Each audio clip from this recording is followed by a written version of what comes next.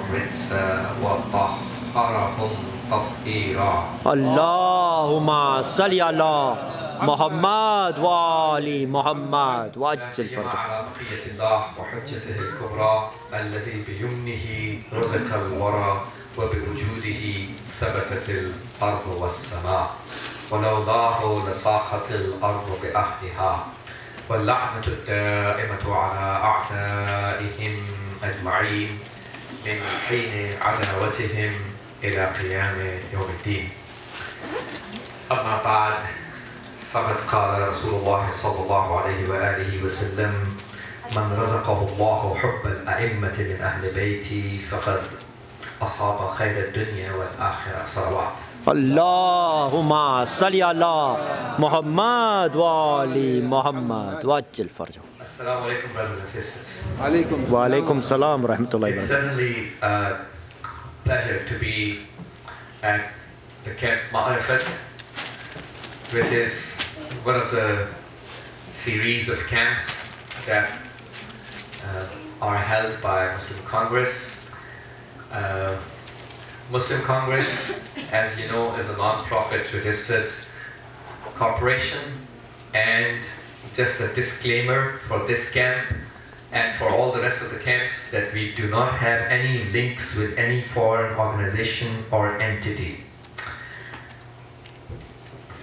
I pray to Allah subhanahu wa ta'ala that we all have a very good time full of rizq al-ma'nawi, the metaphysical food, and rizq al-maddi, the physical food in this camp.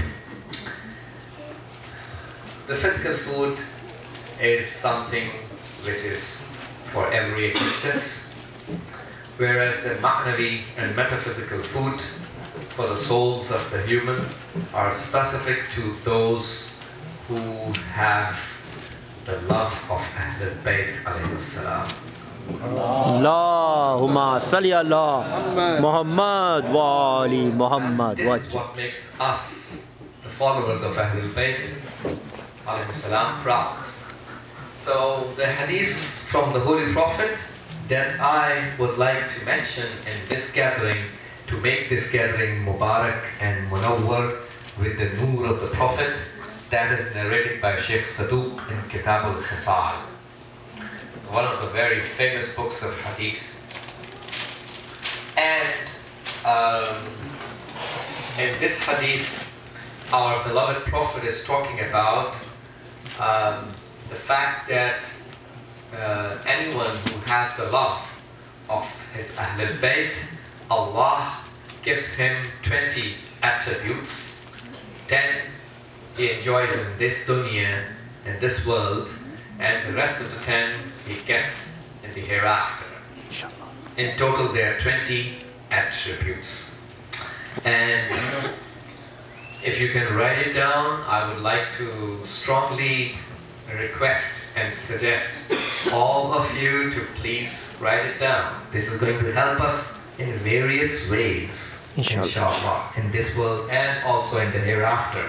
Every hadith that we write down on a piece of paper, this piece of paper is going to serve as a shield, blocking you, to protect you away from the flames of the hellfire tomorrow. So every paper is valuable, gains its value if you write down a hadith on it. Prophet says, whomsoever Allah gives the love of the Imams from Ahlul Bayt, from my Ahlul Bayt, certainly he has found the best of dunya and akhirat, this world and hereafter. فَلَا يَشُكَّنَّ أَحَدٌ أَنَّهُ فِي الْجَنَّةِ. None should have any doubt. That means none of those people who have the love of the Ahlul Bayt, the Imams of Ahlul Bayt, none of those people who have their love should have any doubt that they're not in the Jannah, in the paradise. That means if we love the Ahlul Bayt alayhi salam, we are certainly, for sure, in the paradise right now. Allahumma salli ala Muhammad wa ali Muhammad wa ajil farjah. Right now, it is un-Islamic and un-Quranic for anybody to claim that Jannat and Jahannam will be created by Allah tomorrow.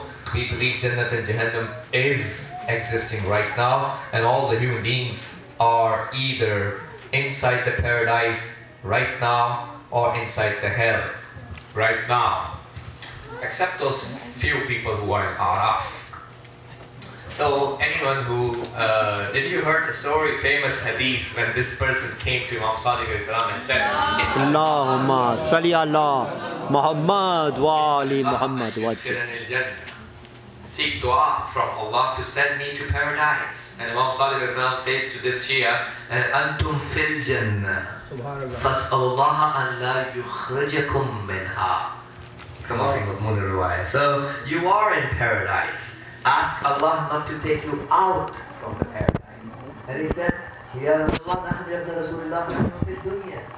are in dunya. That is, how come we are in paradise? We are in this world. And Imam Ali said, don't you confess in our walayat? This is the meaning of paradise. Whoever believes, whoever accepts the walayat is in the paradise. So what believing in the concept of the walayat of Ahlul Bayt in the complete sense of the word, in the fullest sense of the word, entitles the person to be in the paradise. So the Prophet says no one should have a doubt that he's not in the paradise. فإن في حب أهل بيتي 20 خصلة, because in the love of my Ahlul Bayt there are 20 attributes.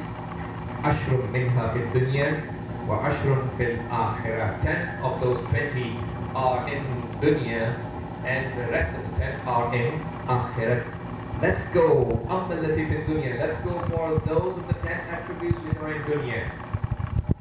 What are the 10 benefits that we will get if we believe in the imamat of the 12 imams and we have their love in our heart?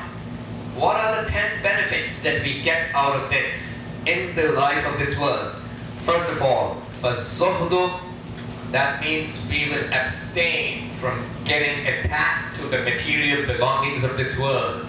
Zuhud is an elaborate concept of Islam, which in the simplest words means not to get into this world, not to get attached with this world and its material belongings. So we live in the world without getting attached to it.